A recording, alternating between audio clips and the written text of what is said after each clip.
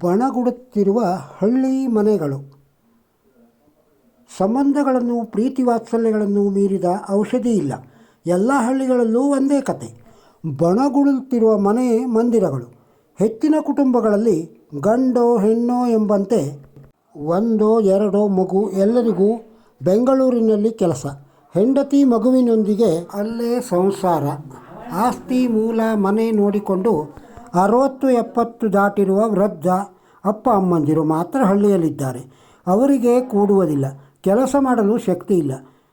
ಕೃಷಿ, ಬೇಸಾಯ, ತೋಟ, ಗದ್ದೆ ಎಲ್ಲ ಹಾಳು. ತರಕಾರಿಗಳು ಬೆಳೆಯುತ್ತಿಲ್ಲ. ಹಪ್ಪಳ, ಉಪ್ಪಿನಕಾಯಿ, ಗುಜ್ಜೆ, ಗಟ್ಟಿ, ಮೂಡೆ ಮಾಡುವವರಿಲ್ಲ. ಎಲ್ಲರೂ ಪೇಟೆಯಲ್ಲಿರುವ ಕಾರಣ ಹಳ್ಳಿಯ ಶಾಲೆಗಳಲ್ಲಿ ಮಕ್ಕಳಿಲ್ಲ. ದೈವ, ಕೋಲ, ಮದುವೆ, ಉಪನಯನಕ್ಕೆ ಪುರ್ರೆಂದು ಎಲ್ಲರೂ ತಮ್ಮ ತಮ್ಮ ವಾಹನಗಳಲ್ಲಿ ಹಾರಿ ಬರುತ್ತಾರೆ. ಊಟ ಮಾಡಿ ಕೈ ತೊಳೆದು ತಿರುಗಿ ನೋಡಿದಾಗ ಮತ್ತೆ ಬೆಂಗಳೂರಿಗೆ ಹೊರಡಲು ಕಾರ್ ಸ್ಟಾರ್ಟ್ ಆಗಿದೆ. ಹೆತ್ತ ಕರುಳಿಗೆ ಮಕ್ಕಳು, ಮೊಮ್ಮಕ್ಕಳೊಡನೆ ಸಮಯ ಕಳೆಯುವ, ಮುದ್ದಿಸುವ, ಆಲಂಗಿಸುವ ಅವಕಾಶವಿಲ್ಲ. ಉದ್ಯೋಗದಲ್ಲಿರುವ ಮಕ್ಕಳಿಗೆ ಸ್ವಲ್ಪವೂ ಸಮಯವಿಲ್ಲ. ಹಳ್ಳಿಯ ಶಾಲೆಗಳಲ್ಲಿ ಸ್ಕೂಲ್ ಡೇಗೆ ಜನರಿಲ್ಲ. ದೇವರ ಉತ್ಸವಕ್ಕಾಗಲಿ, ರಾಮನವಮಿಗಾಗಲಿ, ದೇವಸ್ಥಾನಗಳ ಪೂಜೆಗಾಗಲಿ, ಸ್ವಾತಂತ್ರ್ಯ ದಿನಾಚರಣೆಗಾಗಲಿ, ಮೆರವಣಿಗೆಗೆ ಹೋಗಲು, ಆನಂದಿಸಲು ಹಳ್ಳಿಗಳಲ್ಲಿ ಜನರೇ ಇಲ್ಲ, ಮಕ್ಕಳು ಇಲ್ಲ. ವೃದ್ಧ ಅಜ್ಜಂದರಿಗೆ ತಮ್ಮ ಕೆಲಸ ಕಾರ್ಯ ಮಾಡಲು ನಡೆಯಲು ಆಗುವುದಿಲ್ಲ. ಒಳ್ಳೆಯ ಡಾಕ್ಟರನ್ನು ನೋಡಿ ಒಳ್ಳೆಯ ಚಿಕಿತ್ಸೆ ಪಡೆಯಿರಿ ಎಂದು ಸಾವಿರಗಟ್ಟಲೆ ಹಣ ಕಳಿಸುತ್ತಾರೆ. ಬೆಂಗಳೂರಿನಲ್ಲಿ ಸಂಸಾರ ಹೂಡಿಸುವ ಮಕ್ಕಳು, ಮೊಮ್ಮಕ್ಕಳು. ಸಂಬಂಧಗಳನ್ನು, ಪ್ರೀತಿ ವಾತ್ಸಲ್ಯಗಳನ್ನು ಮೀರಿದ ಔಷಧಿ ಇಲ್ಲ ಎಂದು ಇವರಿಗೆ ಅರ್ಥ ಮಾಡಿಸಿ, ತಿಳಿಸಿ ಹೇಳುವವರು ಯಾರು ಮತ್ತು ಹೇಗೆ? ಇನ್ನೊಂದೆಡೆ ವಯಸ್ಸು ಮೀರಿ ಮುದುಕರಾಗುತ್ತಿದ್ದರೂ ಹುಡುಗಿ ಸಿಗದೆ ಬಾಕಿ ಉಳಿದಿರುವ ಅಣ್ಣ ತಮ್ಮಂದಿರ ಮಾನಸಿಕ ವ್ಯಥೆ, ಅವರಿಗಾಗಿ ಕೊರಗುತ್ತಿರುವ ತಂದೆ ತಾಯಿಯರು.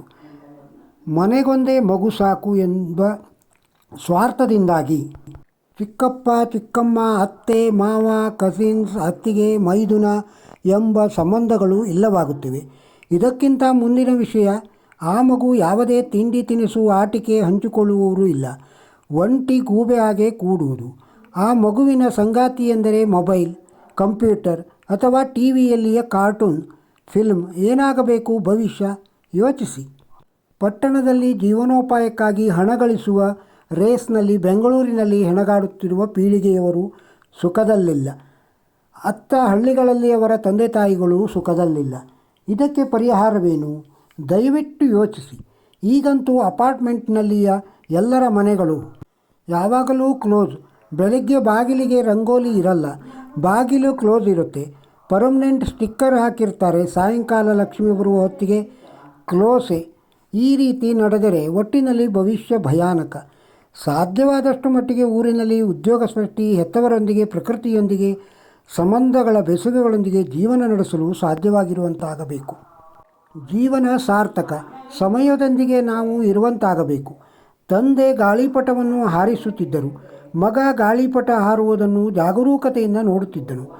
ಸ್ವಲ್ಪ ಸಮಯದ ನಂತರ ಮಗ ಹೇಳಿದ, ಅಪ್ಪ, ಈ ದಾರದಿಂದ ಗಾಳಿಪಟವು ತುಂಬ ಮೇಲೆ ಹೋಗುವುದಿಲ್ಲ. ಇದನ್ನು ಕೇಳಿಸಿಕೊಂಡು ಆ ತಂದೆಯ ನಗುತ್ತಾ ಗಾಳಿಪಟದ ದಾರವನ್ನು ಕತ್ತರಿಸಿದರು.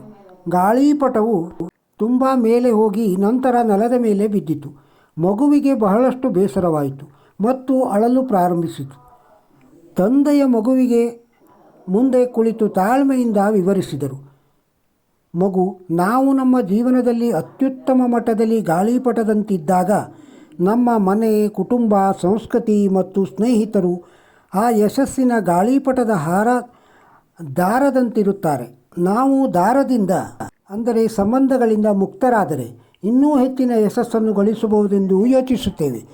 ಆದರೆ ನಾವು ಅಲ್ಲಿ ನೆನಪಿನಲ್ಲಿ ಇಟ್ಟುಕೊಳ್ಳಬೇಕಾದ ಅಂಶವೆಂದರೆ, ಆ ಸಂಬಂಧಗಳೆಂಬ ದಾರವನ್ನು ತೊರೆದಲ್ಲಿ, ಕತ್ತರಿಸಿದಲ್ಲಿ ಸ್ವಲ್ಪ ಮೇಲೆ ಹೋಗುತ್ತೇವೆ.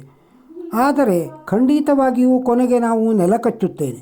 ನೆನಪಿಡು ಮಗು, ಮೇಲೆ ಹೋಗುವುದು ಸುಲಭ, ಆದರೆ ಅಲ್ಲೇ ಸ್ಥಿರವಾಗಿ ನಿಲ್ಲುವುದು ಬಹಳ ಕಷ್ಟ. ಮತ್ತು ನಮ್ಮ ಮನೆ, ಕುಟುಂಬ, ಸ್ನೇಹಿತರು ಹಾಗೂ ನಮ್ಮ ಸಂಸ್ಕೃತಿ ನಮ್ಮನ್ನು ಯಶಸ್ಸಿನ ಮೇಲೆ ಹಂತದಲ್ಲೇ ಇರಲು ಸಹಕರಿಸುತ್ತವೆ. ನಾವು ಅವುಗಳಿಂದ ದೂರವಾಗಲು ಯತ್ನಿಸಿದಾಗ ಈ ಗಾಳಿಪಟದಂತೆಯೇ ನಮ್ಮ ಜೀವನವಾಗುತ್ತದೆ. ಎಂದಿಗೂ ನಮ್ಮ ಸಂಸ್ಕೃತಿ, ಕುಟುಂಬ ಮತ್ತು ನಮ್ಮ ಸಂಬಂಧಗಳನ್ನು ತೊರೆಯಬಾರದು. ಈ ವಿಡಿಯೋ ಇಷ್ಟವಾಗಿದ್ದರೆ ಒಂದು ಲೈಕ್ ಕೊಡಿ. ಇದನ್ನು ಇತರರಿಗೂ ಶೇರ್ ಮಾಡಿ. ನಮ್ಮ ಚಾನಲ್ಗೆ ಸಬ್ಸ್ಕ್ರೈಬ್ ಆಗದೇ ಇದ್ದರೆ ಸಬ್ಸ್ಕ್ರೈಬ್ ಆಗಿ. ಮತ್ತೊಂದು ವಿಡಿಯೋದೊಂದಿಗೆ ಸಿಗೋಣ. ನಮಸ್ಕಾರ.